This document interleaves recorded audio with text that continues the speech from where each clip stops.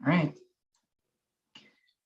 Good evening, everyone, and welcome. Welcome to EduTALK.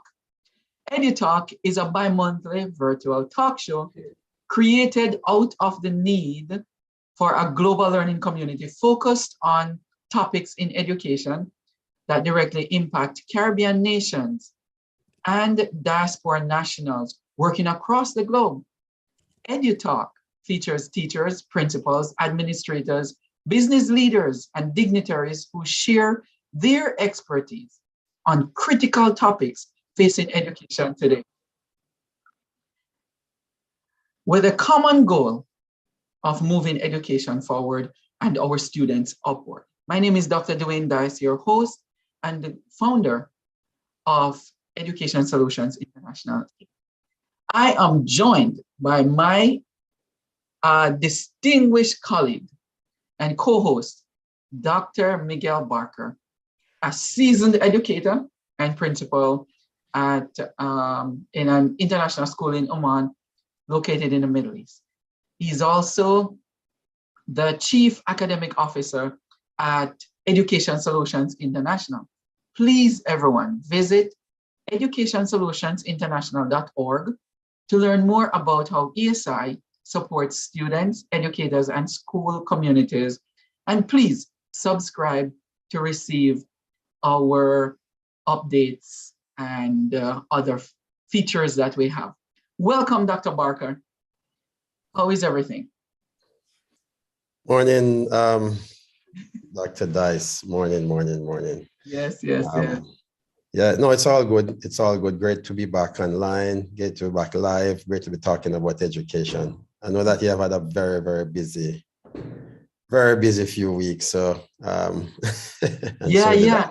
Speaking of weeks, we just had a talk in Jamaica with the Teachers Association, Jamaica Teachers Association, JTA. It was good. It was very rewarding, opening up doors and avenues to have discussion. And we do have, who is no stranger, Judy. Judy, welcome. Judy is the Chief Financial Officer of Education Solutions International. Everybody don't think that she carries the money around. She doesn't have a money bag, you know? So, Judy, can you say something and then we'll introduce our topic. Today we're talking about the Reformation guiding principles. So we're not going to go through everything for the Reformation of Education in Jamaica based on the report last year, 2021. So we're going to talk about the guidance principles. So tell us, Judy, let's hear your voice, please. Well, hello, viewers. It's a pleasure to be here. Always a pleasure to talk to Dr. Miguel Barker and you, of course, Dwayne, about that we hold so dear in education. And we've been talking offline, obviously, about the guiding principles in the Reform of Jamaican Education report for 2021. So it's really nice to be able to finally get to share our thoughts after mulling over and thinking through, our opinion about these guiding principles. Yes. And so, Dr. Barker, I'm going to introduce our platform. What we're talking about here, and then you can take it away with kind of like a little overview before we get into a much deeper thing. We're going to talk based on each of the guiding principles. There are 5 of them. The 5 fundamental principles, everyone who is watching and listening, and you can join us with the discussion, type in the chat your questions. You can also comment, start this live commenting about the topic this evening. So the 5 principles motivate the objectives and the recommendations for the report of Jamaica's education system. And these are the 5 principles: organizational coherence in the governance of education, internal and external systemic alignment in its functioning, a pedagogic transformation focused on the instructional core of learning as a collaborative process, a revision of the curriculum grounded in the complementary learning of STEAM, STEAM, which is science, technology, engineering, and arts and mathematics. And a special one here, which I love, is SEL, S-E-L, which is social and emotional learning disciplines, and the rigorous pursuit of equity. So to break those down into a much simpler way of looking at it, the first one is organizational coherence. The second one is systemic alliance. The third one is collaborative learning focused on an interactive instructional core. And the fourth one is an appropriate curriculum. So the curriculum we're going to look at too. And then the last one is equity. And we all know what equity is. So we're going to look at each of those as it relates to the principles behind the report, how the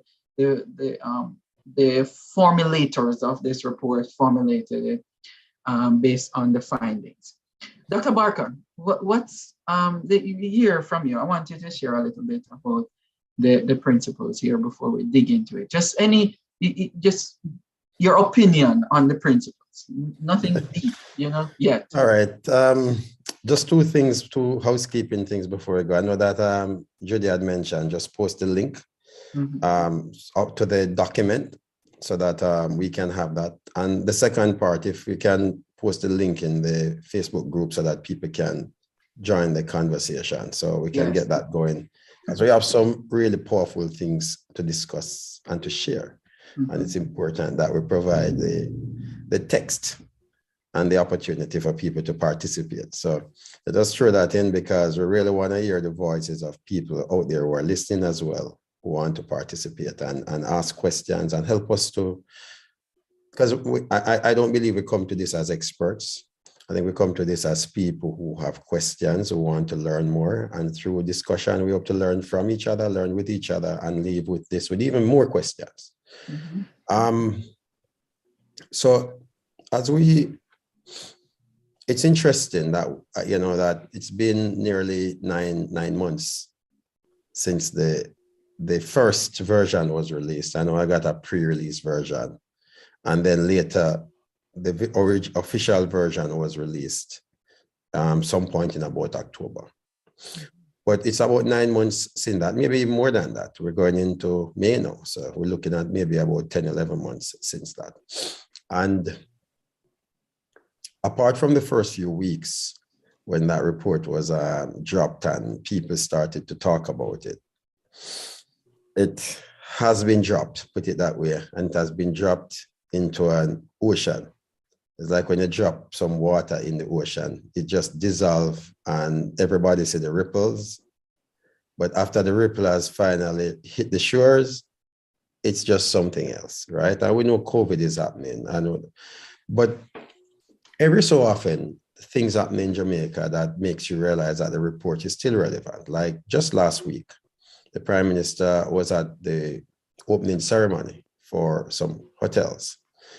And I haven't actually heard the speech itself, but I did see the headlines. And I think the headlines said that the hotels in the building of this new hotel, they may have to seek skilled labor overseas to come in and help, because we have a skills shortage in Jamaica for the type of work that is required to do this. And that could even mean construction work shortage.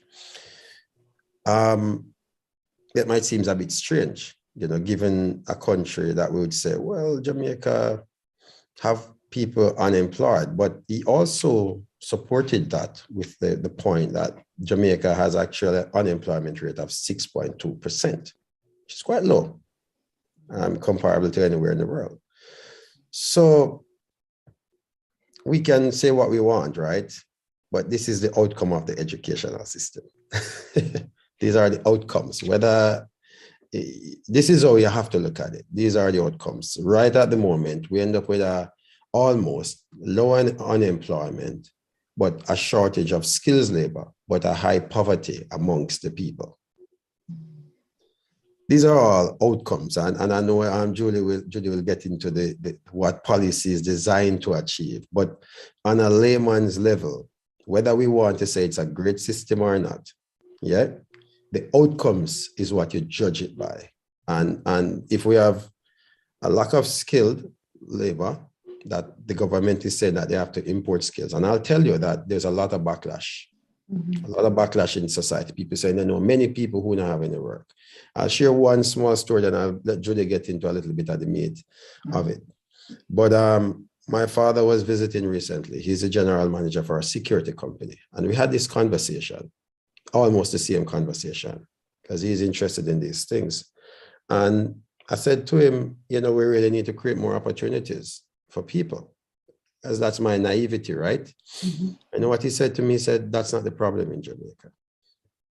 He said, he is always looking for people to come and work in his organization. They're always needing people to work. He said, most of the young people in Jamaica who are not fully educated do not want to work. So if they don't have a level of education, they have no interest in working in terms of taking on a full-time day-to-day work that is at the level that they're at. What they want is like contract type work. They work for 2 months and then they leave. They get some money in their pocket and they leave. Now, if you understand how unemployment figures are arrived at, which has to do with people looking for work, yeah. Yeah. And if you understand that, you can see why our unemployment figure is low. We don't have any skilled labor, right?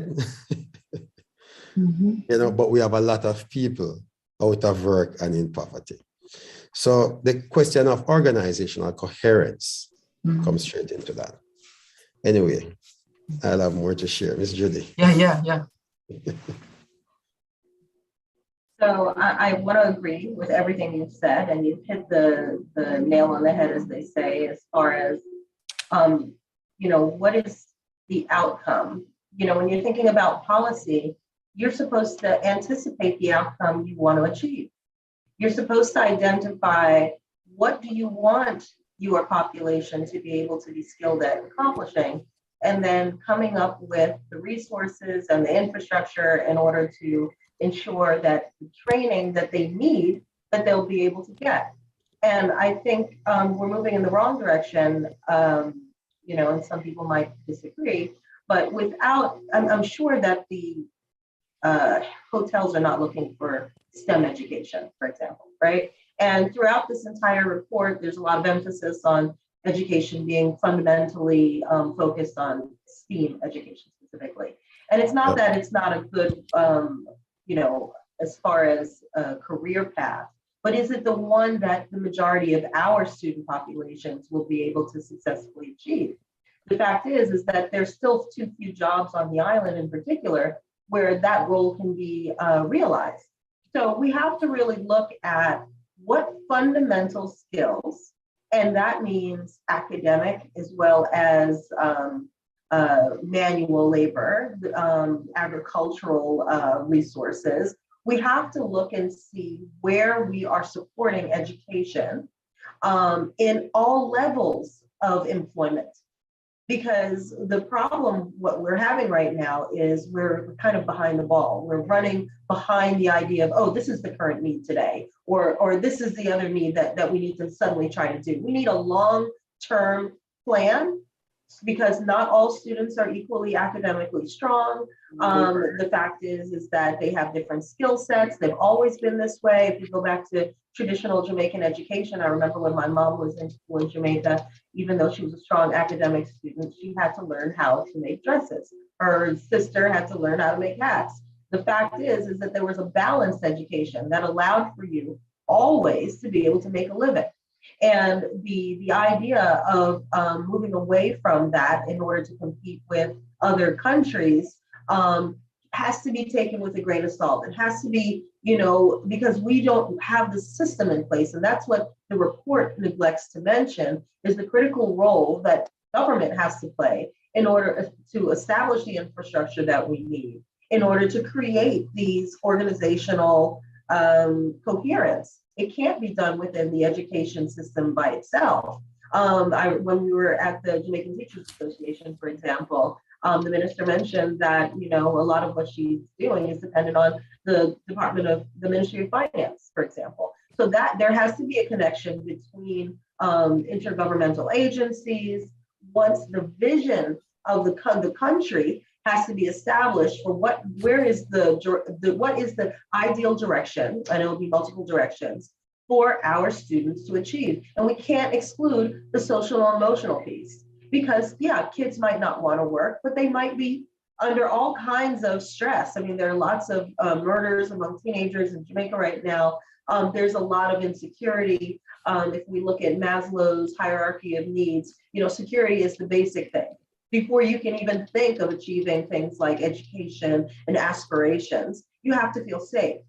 So that's a fundamental piece that we need to be addressing in education. And we have to integrate that into the education system, because the school has then to become that safe place for children. It's a lot of roles that teachers have to play, unfortunately, in order to meet the goals that we have. But the fact is that they are the surrogate parents for those kids who need to feel safe enough to be able to focus on learning. Yeah.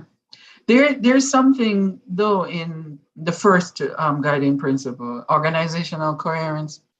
And what the report just highlighted very briefly is that some of the organizational problems, they existed in the previous report, which was done in 2004. That's a long time ago.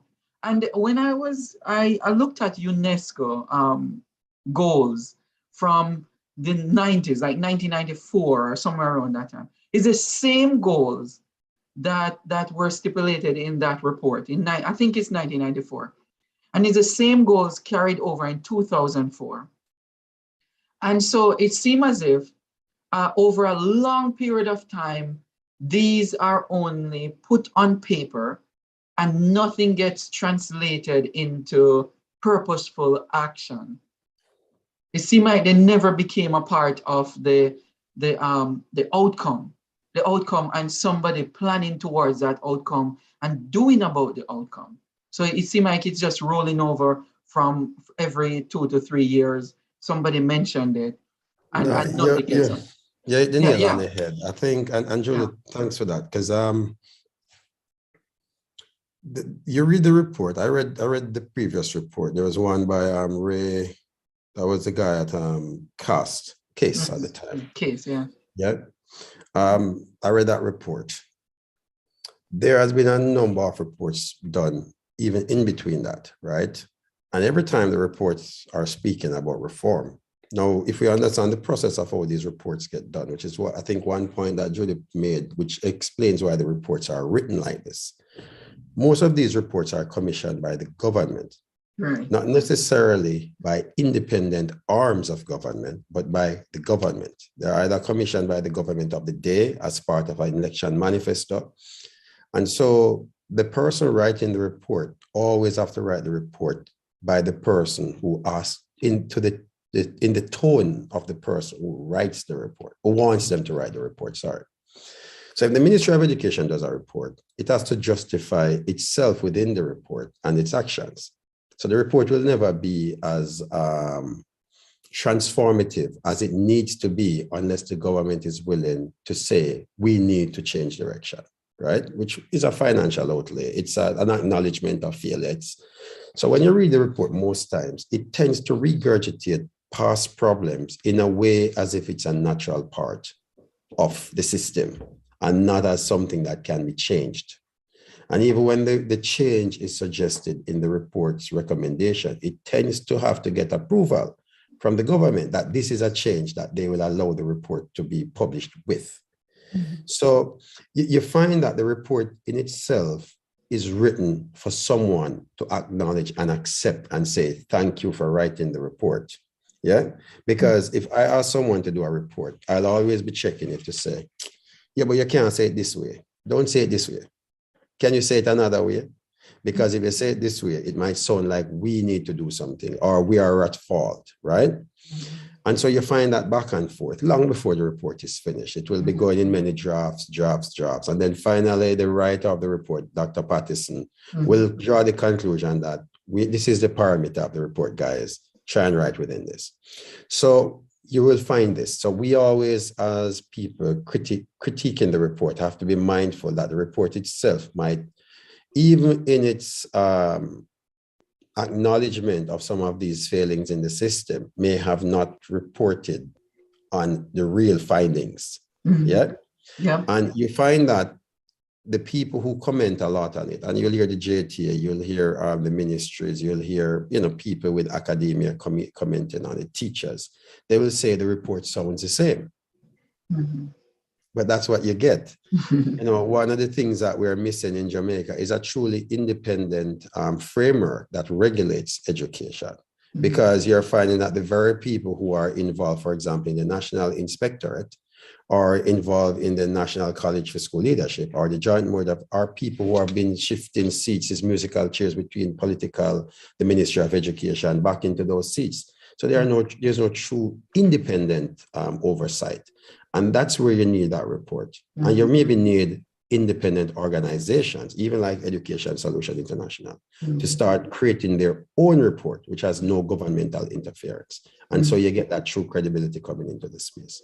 Yeah. But that's the background to those kind of reports. Yeah. Jenny?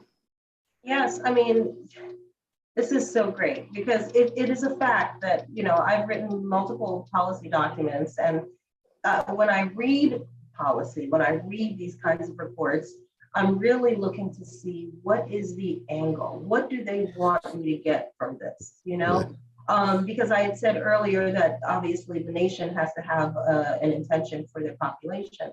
But in a deeper reading of this report, it says what they want them to do. It says that they want them to be able to be a skilled workforce. There is no mention of entrepreneurial development.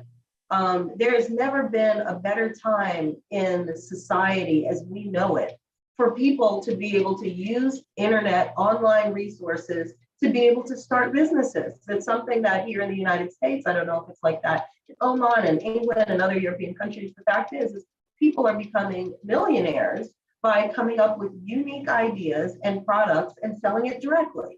There's no mention of developing our population in a way where they can be anything other than this archaic workforce for the local hotel industry and other companies that are coming in. We can do a lot more than that. We as a nation of people have been creative and successful in almost every country, I mean, in every country we've gone to. I don't hear that in this report. That's not the vision of whoever the author is of this for our nation. So it's important that we, have these conversations and start to integrate that into thinking of our children. Because that's the only way that they can escape the limitation of other people's vision. Because yes, the people in office now have this limited understanding of how they want people to operate. But if they're taught that they themselves are the originators of ideas, that they can access that same, online platforms that all these other nations are accessing, they can do a lot more with that. So I was saddened not to see that aspect of it, because it just, I guess you could say, confirms the limited vision that we have for our students and our children. And we really do need them to have that as part of their vision. The fact that they can reinvent themselves. They're not limited anymore by their nation and by the limited employment opportunities of their country. That's not true any longer. They can find ways to escape that. And we have to plant that seed. We have to get them thinking about it, because they'll take it much further than we could ever take it, because they're young, they're able to, and they're disgruntled right now because the education that they're getting is teaching them this old way of thinking that they for themselves see isn't the answer. They don't know what the answer is though, but they know that that's not it. And that's where we're losing them. That's why they're not engaged. That's why they're not concerned about learning. They don't see the purpose of it. And we have to explain what the purpose is so they can capitalize on their purpose and realize what their visions are, and that they haven't even discovered yet. Yeah, so you brought up a very good point there too. And it's part of one of the guiding principles, is to allow students to become a part of the system and work collaboratively with teachers. So teachers need to lighten up a little bit, learn more about collaborative practices and a more 21st century educational approach to teaching, so that they can be more collaborative and more reflective in the classroom as it relates to students. There are two things that I think we should grapple with a little bit here, because on the overview of the report, long before you get into the principles, the report, the intro, talk about the idea that the Jamaica doesn't have a problem in getting students to school. It's a lot. Jamaica is one of the few places that that students in the 90s% have attendance rates in the 90s%. So it's not a problem that students are going to school, but what they're doing at school, that is the problem when they go into these buildings. And it suggested that in 2019, just 2019, before the pandemic, so pandemic didn't cause this. So before the pandemic, just in 2019, exam results showed that at the end of 6 years, that at the end of primary school, 59% of students were failing in mathematics and 45% were failing in language arts. So it seemed like there needs to be a change in the way that students are educated in math, the primary subjects, math and reading. So Dr. Barkey, you can talk to this because you're a mathematician at heart. You know, certain strategies that we want to bring forth over this platform so that teachers will start thinking 21st century. And one of the very important things is that teachers need to develop this change mindset, an adaptive mindset, that we're not stuck in a way of tradition. And nothing is wrong with tradition, but when we get cemented in tradition, then we'll become an artifact. And so we'll not grow to change and with the times. And so when you have like technological development, instructional strategies that are changing, we tend to not to change with the time. And it's so important for teachers to understand this. So I feel like that's where the gap is the idea of instructional changes so that, it will benefit the students. Yeah, so you say you can only judge a system by the outcomes, you know. You can take it apart and identify parts of it. But if you have a car that is not driving in the way it's driving and it doesn't sound, sometimes you might think, oh, well, let me change the engine. Yeah. But you change the engine, the car still, it might be. The system has to be the only thing we focus on. I mean it. Yeah. You know, the tone of the report does suggest that teaching is the problem. I can tell you that. Yeah. You read the report, it pretty much says, it says, there's a saying, a little quote where I say, I'm not saying you're at fault, but I'm blaming you. Yeah. And there's clearly an intent in the report to say that the problem in the system is teaching. Yeah. There are little signals that you can tell, right? Jamaica has one of the highest investment in terms of capital investment. It is certainly one of the highest investor in education. So the government, that's one thing the government can say that we do, right? The legislation in Jamaica says that we deliver compulsory education up to grade 9.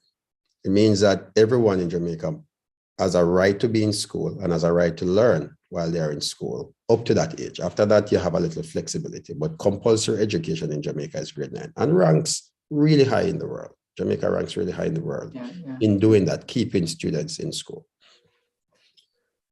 So we have an education system where we get kids into school and our government invests into school, right? Yeah.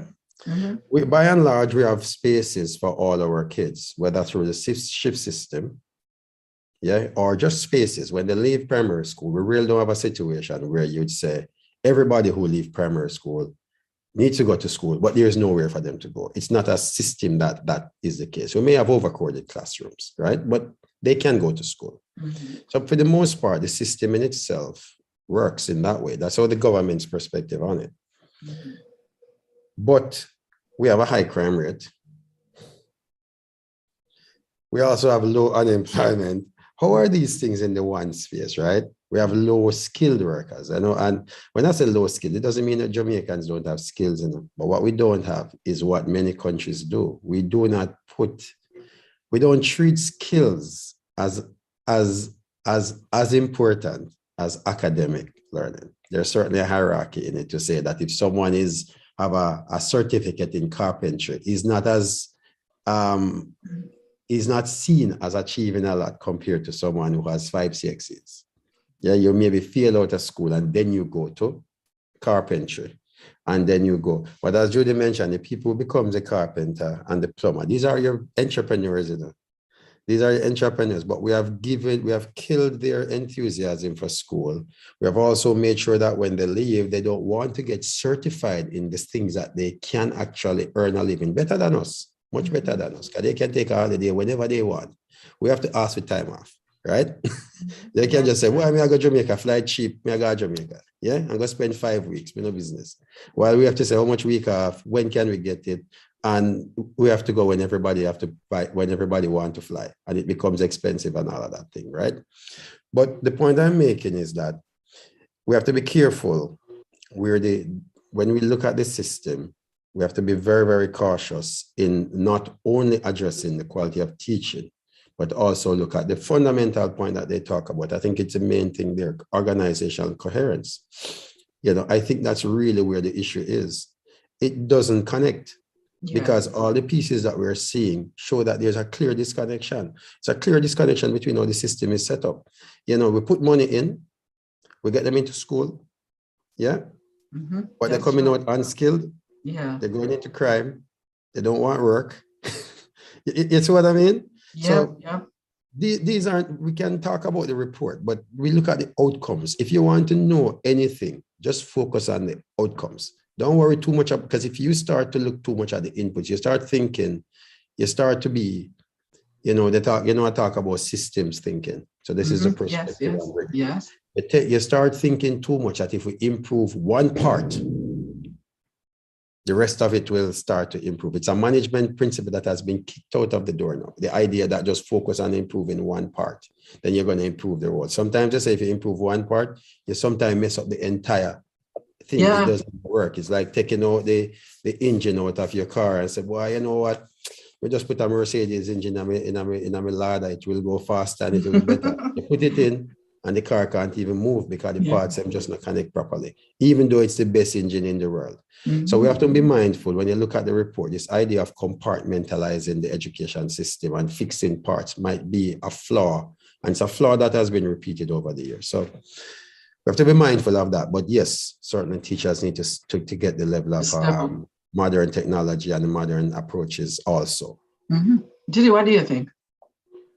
Well, I mean, I agree that, you know, when you start to make changes, things go wrong, but at least we'll be doing something. I mean, you've already mentioned, Dwayne, the fact that this is the same report practically that they had in 2004. You can't be afraid of change because it's going to get messy.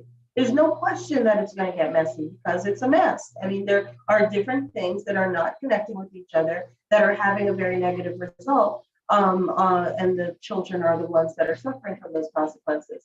I think we have to dig in and have a collaborative conversation cross-organizationally and say, hey, what can you do?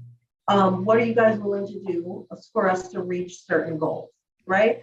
You've also mentioned something that is cultural. This idea that children should feel bad about going into manual, very respectable careers because they've had to fail in order to get there. This idea of failure, there is no failure. The fact is we're looking for ways in which each and every one of our citizens can be able to make a living.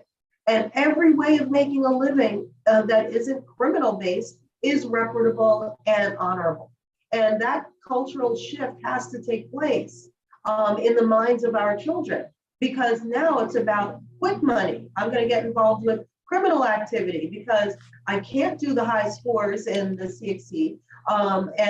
People will look down on me if I'm building car engines, which is a great job, honestly, because they rob us blind up here because nobody knows how to fix a car. So they overcharge us for everything. And these are ways Exactly. in which you can do very well for yourself. There's no question. And there's opportunities to expand, to import parts, to build cars, to start another business. We have to stop thinking, and that's an unfortunate side of post-colonial society, that we're trying to move so far away from what we call physical labor because we think we're moving up in society in some respect. But what we're doing is we're cutting ourselves at the knees. We're not developing what we need to do in order to sustain a foundation that is consistent and necessary. I know that my great-grandfather was a carpenter, very skilled carpenter. And yeah, exactly how you had mentioned it, Dr. Barker, he would just do enough furniture and sell enough to be able to go, like kind of wine and dine the ladies and enjoy himself until he was ready to go work again. I mean, honestly, it was a good life, you know what I mean? So I'm just saying that we do not have to live under the stress that we are to try to be people that we aren't, to try to achieve things that are not within our reach. Those of us who academics come, naturally to us, yes, pursue those things, but also be careful because you don't want to just be somebody's labor force. We really need to think about how can we be our own labor force. I'm just very concerned about this being herded in a particular direction. I would like our education system to be able to incorporate this kind of creative thinking about who we are. We have to decide where we want to be. I'm very uncomfortable with these external organizations or the current, leadership saying that we're limited to one thing. We are very creative people, and our teachers are not to blame. Obviously, we have some of the most dedicated teachers. Anything about Jamaican teachers, anywhere they go in the world, they're highly sought after. They're extremely committed. You two obviously are excellent examples of that, who do extremely well wherever you go. We have quality teachers. But again, we also have a cultural tradition of something that hasn't really incorporated the vision of the child. But our children are being affected by American TV, European TV. They're becoming Americans, even if they're in Jamaica, and you guys have to accept that. And what that means is they're looking for independence. They're not going to be as easily managed as we were growing up. I didn't matter what I was thinking, I never said it. These kids are more outspoken. They're more emotionally fragile. All of these things we need to catch up and be able to figure out how can we manage that energy? How can we accomplish or help them to accomplish and achieve themselves, who they're becoming, instead of trying to force them to be what we once were, because it's not working. And that's how I see it. Yeah. And I really agree with both of you, because Dr. Barker even mentioned that if you look on one level, yes, it's teachers and instructional learning and instructional delivery. That's one level. But what about the other levels? For example, educational leadership.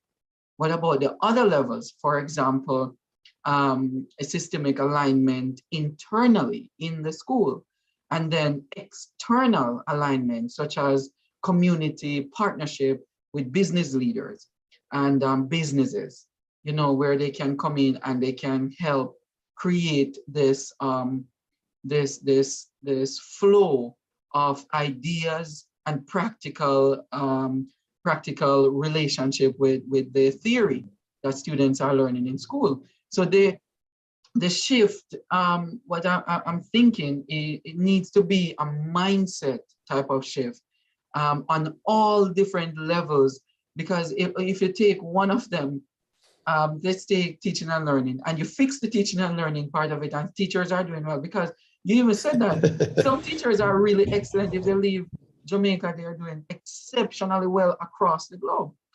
So if we're constantly trying to fix teaching and learning, but educational leadership really needs some serious reformation, and it starts. What do you think, Barker? Do you think it needs a mindset change in there somewhere? We certainly need a mindset change. And the mindset has to come from, Julie opened with the idea that if you're going to bring change in, there's going to be an implementation gap. There's going to be a drop in something before we get to where we need to be.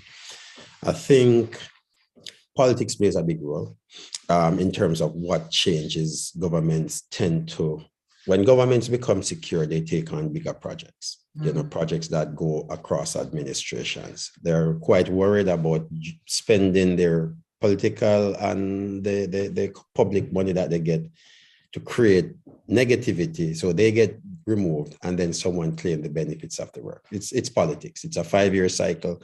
And if we'd be naive to speak as if they should be acting like people who are totally statesmen-like in that sense, focusing only on the government, the national good.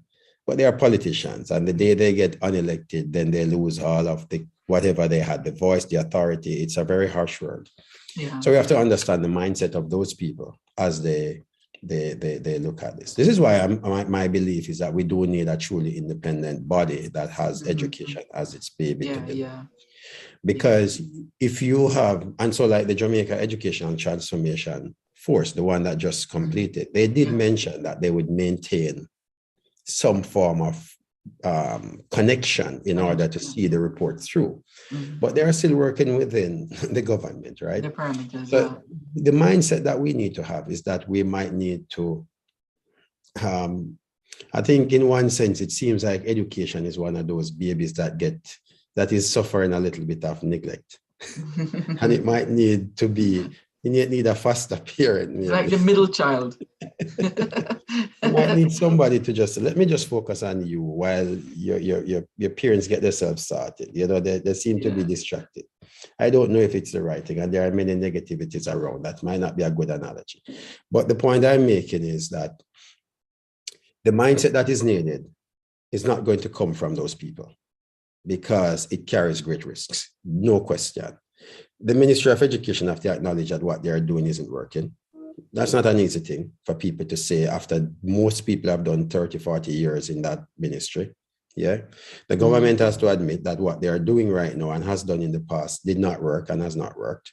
That's not going to happen easily unless they are willing to be quoted on that and willing to have the funding and the will to do the next thing, which is to put a system in place.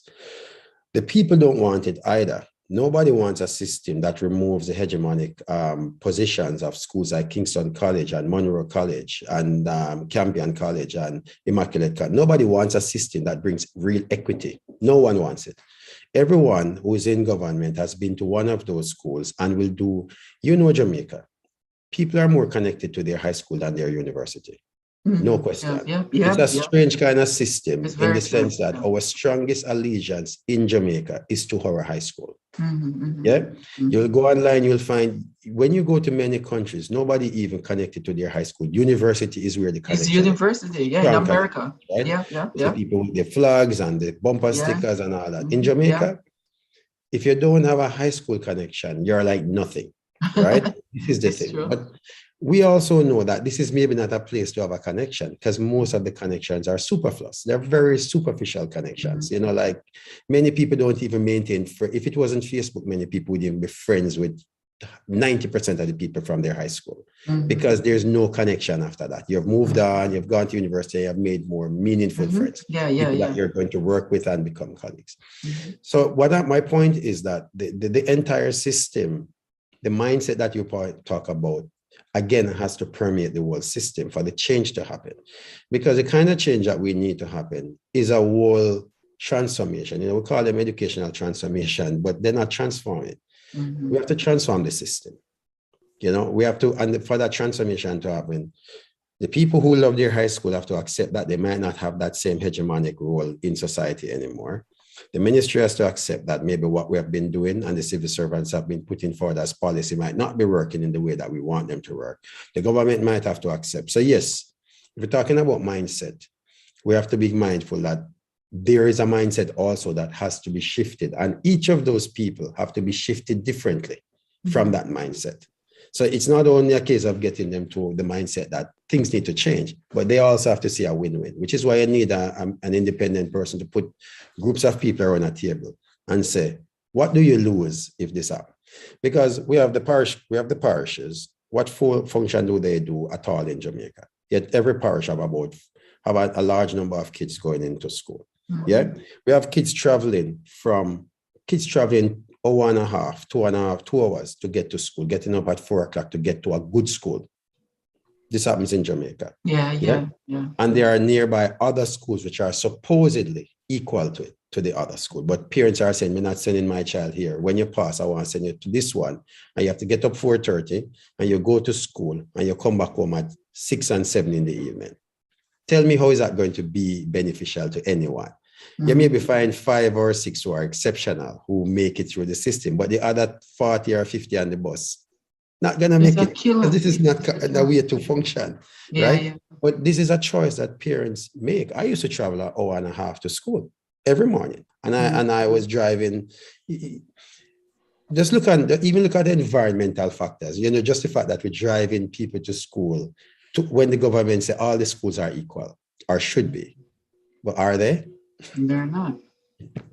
So this is the mindset I'm talking about. The system has to change. Where for me, if you ask for a simple practical outcome that will begin to fix this, you go to the school nearest to you. And we make all government invest in making the quality of education in all the schools the same. Whatever they need to do, they have to decide on that. People are traveling those distances into school. Something wrong. Something really is wrong when they're passing other schools to get there.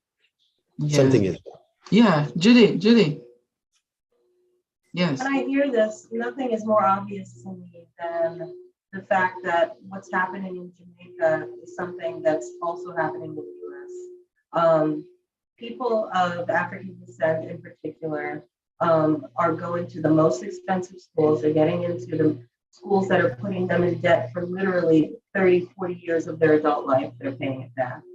When there are other schools, our competitors, people that are from other countries going to less expensive schools, coming out with less debt, sometimes no debt, and being able to buy their first house by the time they're in that, they're doing their first graduate degree.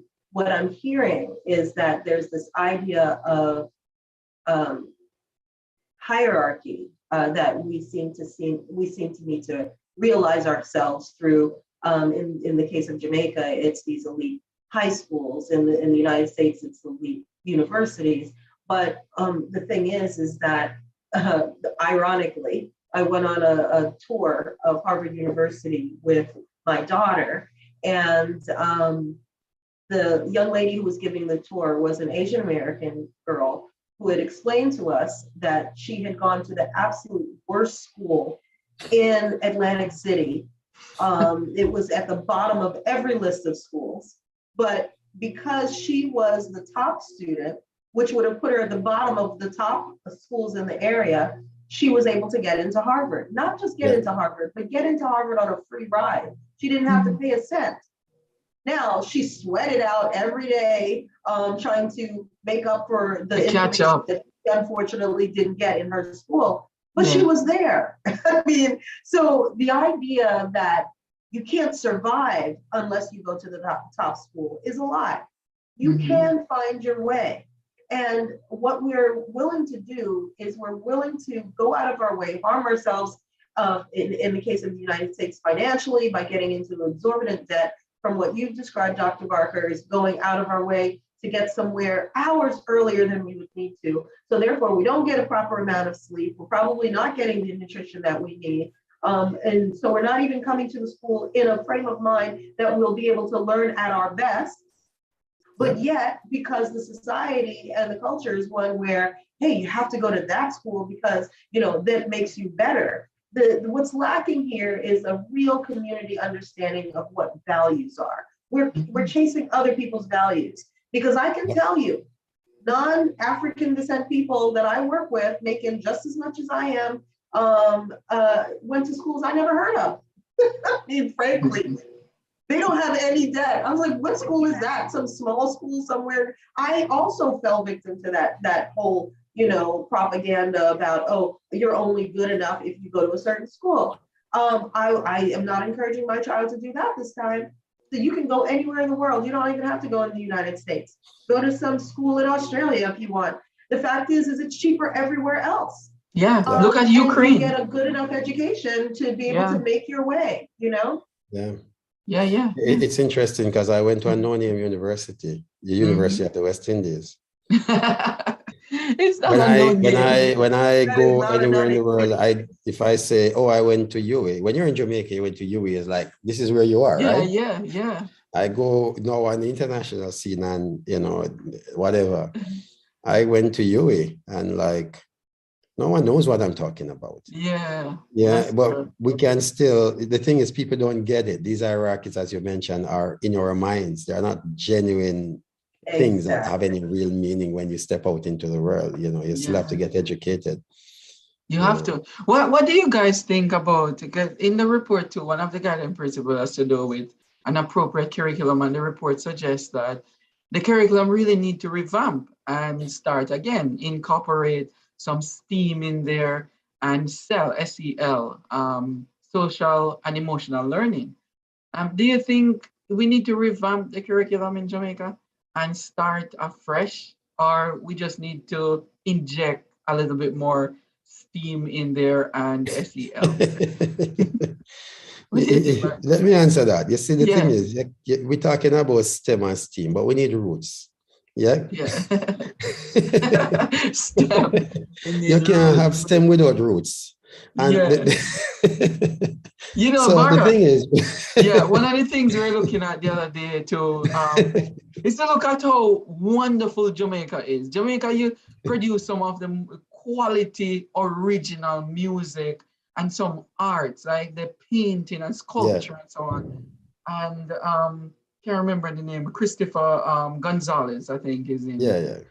And Bob Marley statue. Yeah, and all of those people. And I'm thinking, where is that mindset nowadays? You know, where Jamaica create these originals, the original music, man. When you hear that music from the 80s and the 70s, you just feel like you want to move because you don't hear that anywhere else, you know? So you mentioned STEM. So are you talking about that as the root, that we need to get back to the root? No, the thing is, you can STEM all you want, but if you don't fix the root causes, you're not going to get those stems. You're going to get a plant that you might have stem, but no fruits. You have to be, if we stay in that analogy, we can have stem and no fruits because the stem has nothing to do with it. It's the roots. Yeah. This is the reality.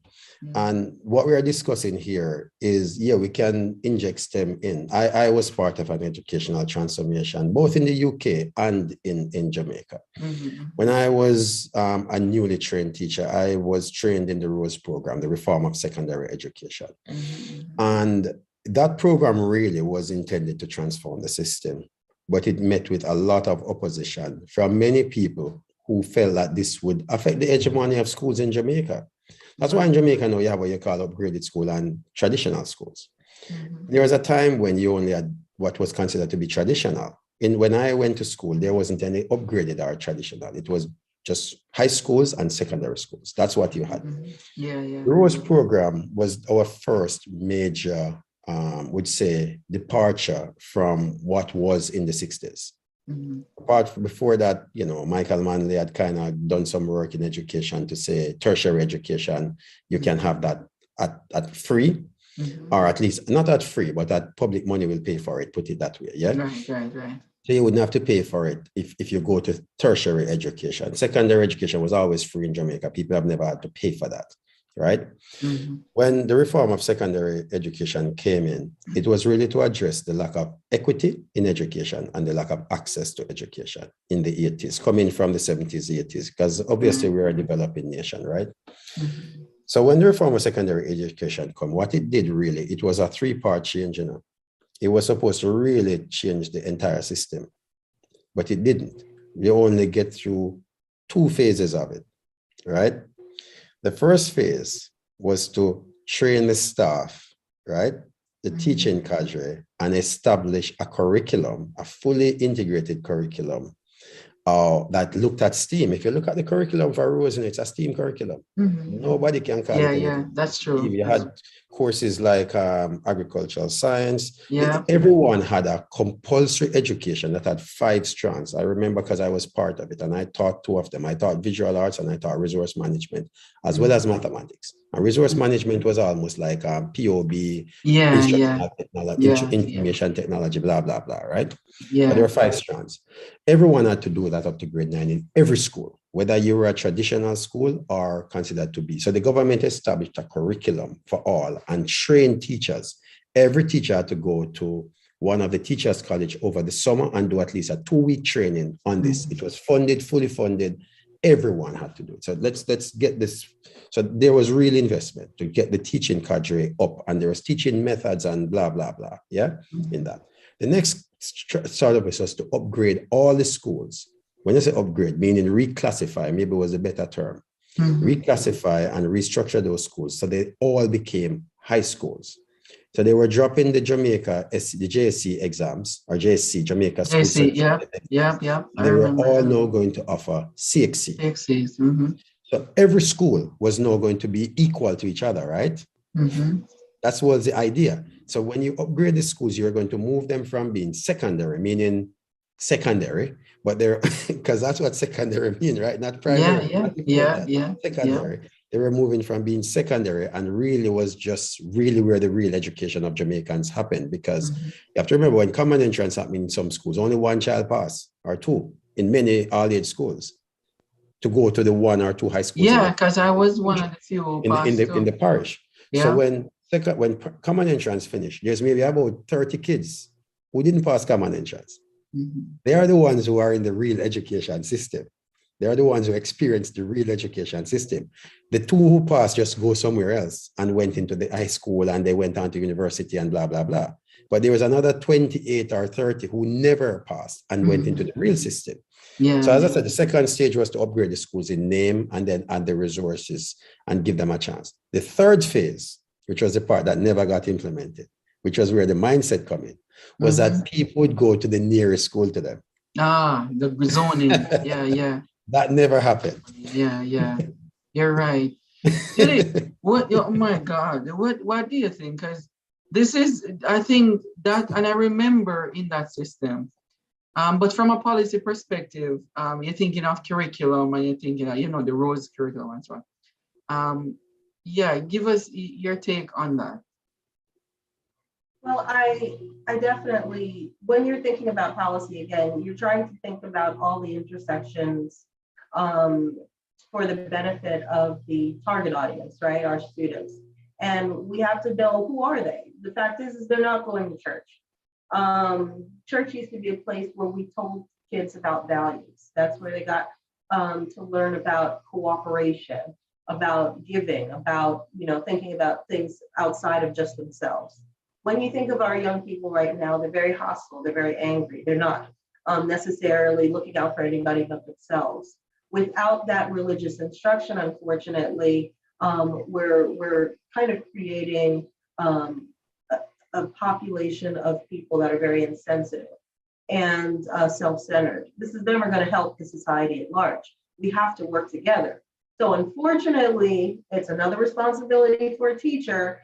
They're going to need to find a way to integrate these concepts in their classroom instruction.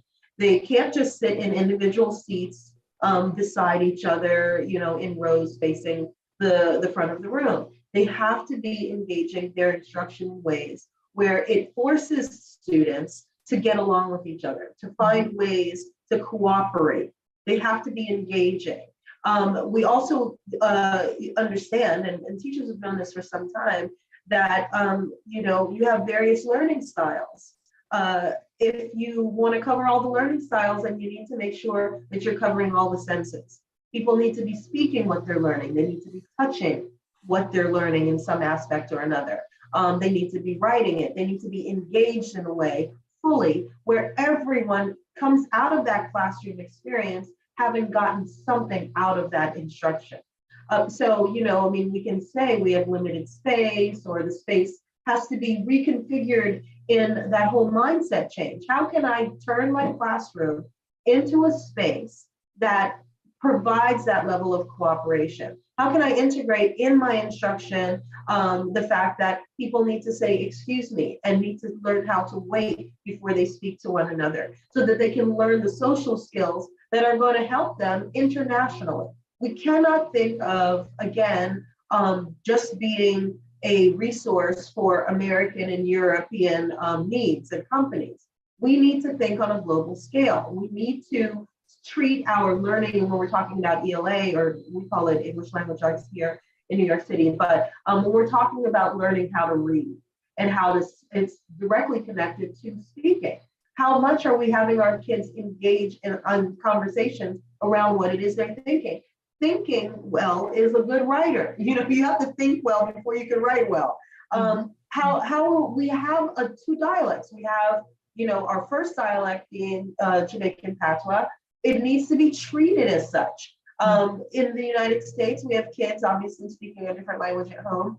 I would say that that's what we're doing in Jamaica. So approaching language and changing the way that we approach it as if it's a first language, you know, English as a first language for our Jamaican students will help us to go back to basics about articulating different levels of vocabulary, letters, things like this. Because now we know companies like Amazon and other companies are looking for people who can, we call it code switch, go from speaking their dialect to speaking a pretty neutral English, which allows them to be able to get employed in customer service, for example. I mean, we have to understand what we're doing well enough and what the market is well enough to approach our teaching and the learning that's taking place in the classroom in a way that's going to be useful.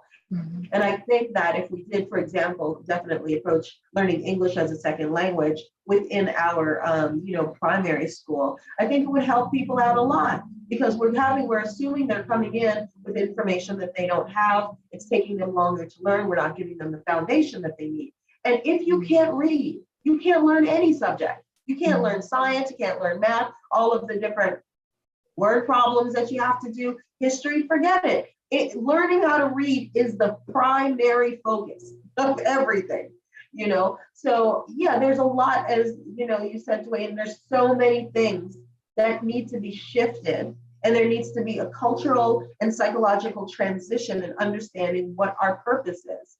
And that's going to require a lot of change. It's going to require a lot of rethinking about what does the classroom look like and what can I do differently. And it's a challenge, but it's possible because we can do whatever we set our minds to. I think, it starts right there. So we're winding down here now for this broadcast, but I think between Miguel, you brought up some really, really good points, and Judy with the policy part and the mindset. In subsequent broadcasts, we're going to look at the different areas of the report and just grapple, just because, as Dr. Barker said earlier on, we're no expert in this area here. We didn't put the report together.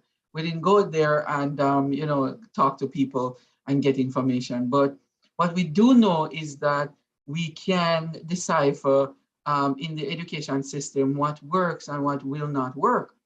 And some of the recommendations that are in the report, what are some of the areas that we can contribute to as Jamaicans, in the diaspora.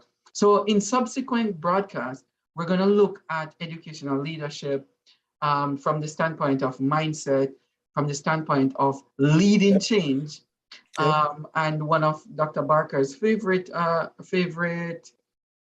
phrase, systems thinking, and get the whole machine to work properly. And then look at the infrastructure. What are some of the things that we need to have in the infrastructure for it to work properly? Digging deeper into our math and reading, and get more people involved in the discussion. Dr. Barker, your final take, and then I'll ask Judy to run this. Thanks, man. I think you're right. I think we need to continue to have these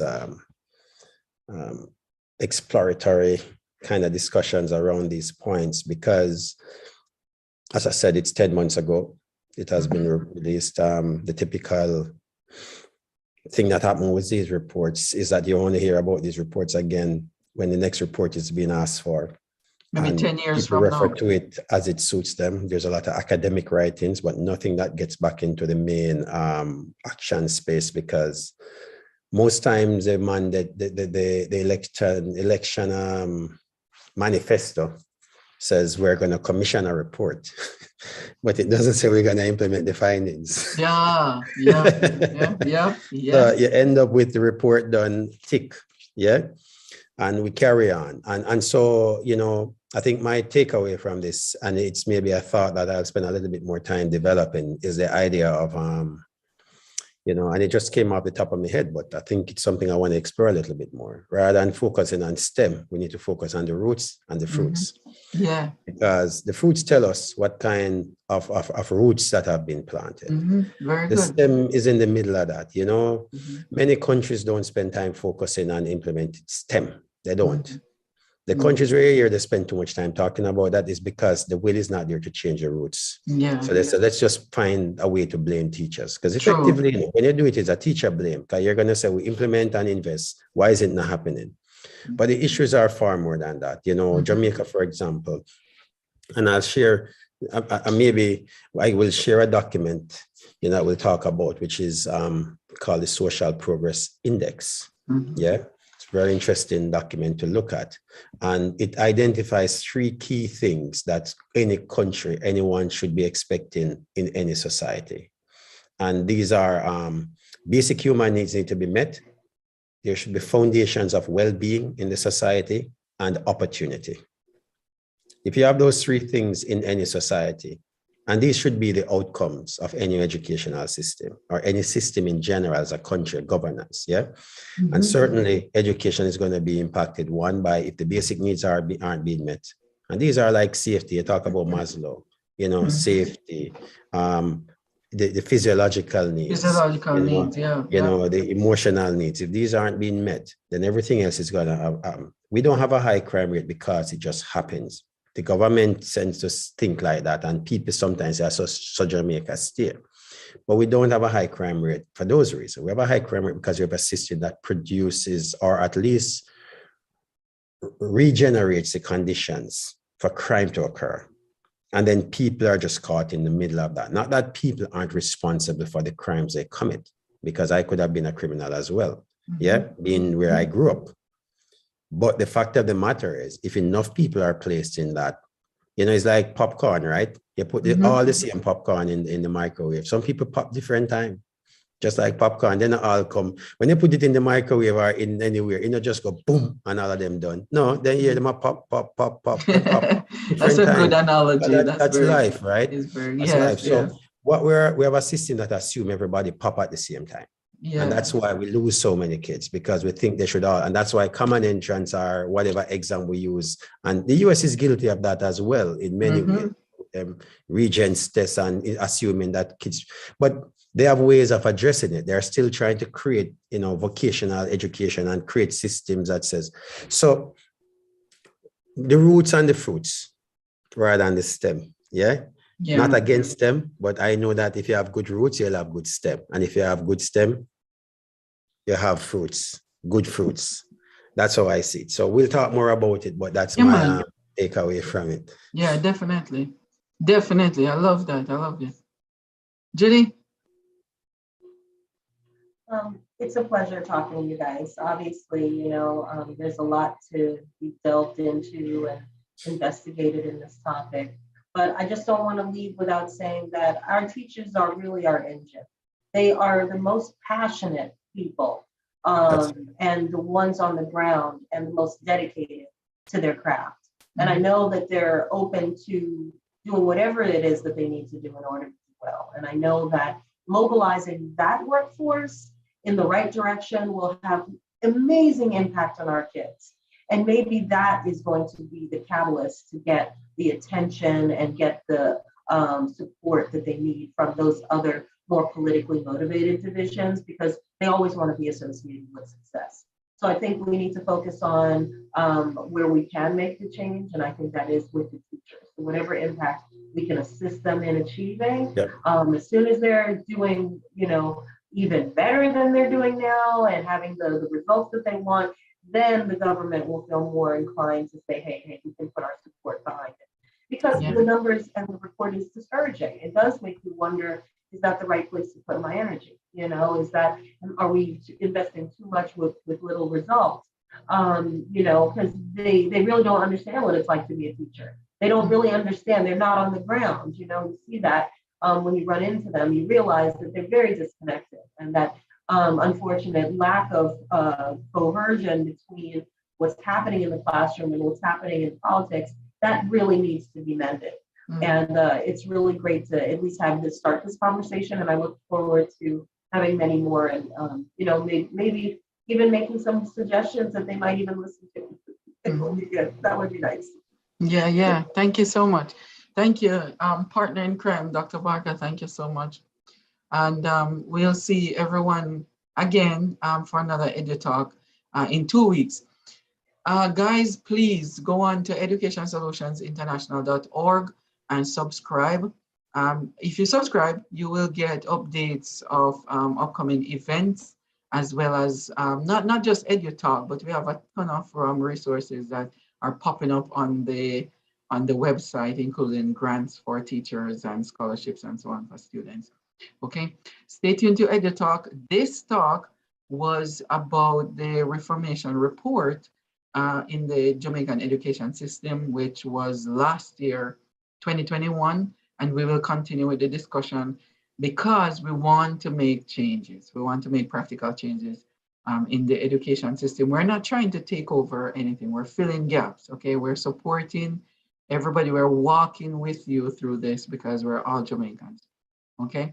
All right, everyone, take care, walk good, have a great week, and we will see you all very, very soon. Take care, everybody. Bye. Dr. Barker, thank you so much for being here. Love your words. And Judy, always a pleasure having you on as policy. You're the brain. Of course. Yeah. Thanks, man. Always a pleasure. Nice to see you again, Judy. Guys, I have to come and see you in person at some point. Yeah, we'll see you first before you see us. Yeah, in June. All right, take care. Dr. Barker, enjoy your day. We're going to sleep now. So enjoy. And I'm going to work. Yes.